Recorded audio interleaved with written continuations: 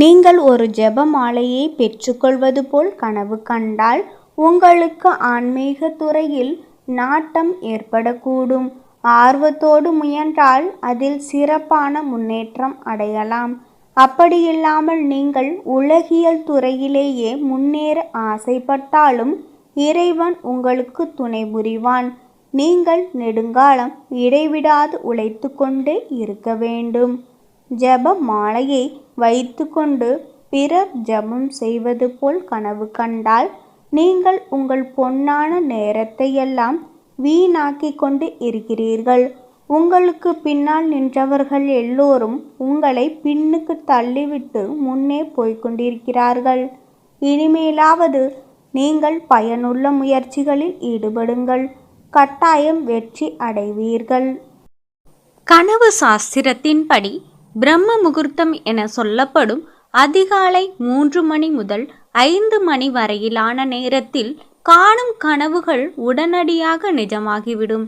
இந்த சமயத்தில் தெய்வீக ஆற்றல் நிறைந்திருப்பதால் நாம் நினைக்கும் அல்லது கனவில் காணும் விஷயங்கள் உடனடியாக நிஜமாகி விடுகின்றன. இரவில் 6 மணி முதல் 8:24 மணி வரை காணும் கனவுகள் 1 வருடத்திலும், 8:24 மணி முதல் 10:48 மணிக்குள் கண்ட கனவு 3 மாதத்திலும், இரவு 10:48 மணி முதல் 1:12 மணிக்குள் கண்ட கனவு 1 மாதத்திலும், இரவு 1:12 மணி முதல் 3:36 மணிக்குள் கண்ட கனவு 10 தினங்களிலும், விடியற்காலை 3:36 முதல் 6 மணிக்குள் கண்ட கனவு உடனடியாக பலிக்கும் என்று பஞ்சாங்க சாஸ்திரங்கள் கூறுகின்றன. நல்ல கனவாக இருந்தால் மகிழ்ச்சி, கெட்ட கனவாக இருந்தால் அதன் கடுமையினை குறைக்க பரிகாரம் செய்யலாம். கெட்ட கனவு கண்டவர்கள் அதை பற்றி யாரிடமும் சொல்லக்கூடாது. அன்று பசுவுக்கு புல், பழம், கீரை கொடுக்க வேண்டும். அதன் முன் நின்று தான் கண்ட கனவினை மனதிற்குள் சொல்ல வேண்டும்.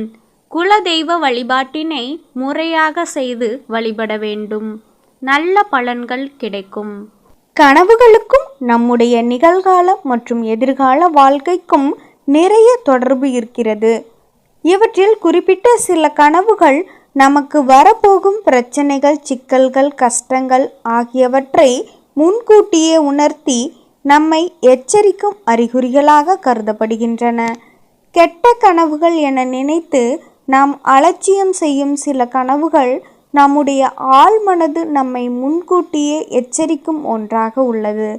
அதனால் இது போன்ற கனவுகள் வந்தால் வரப்போகும் சவால்களை எதிர்கொள்ள நம்மை தயார்படுத்தி கொள்வதுடன் குலதெய்வ வழிபாடுகளையும் மேற்கொண்டால் ஆபத்துக்கள் விலகும். பகல் நேரத்தில் காணும் கனவுகள் பலிக்காது.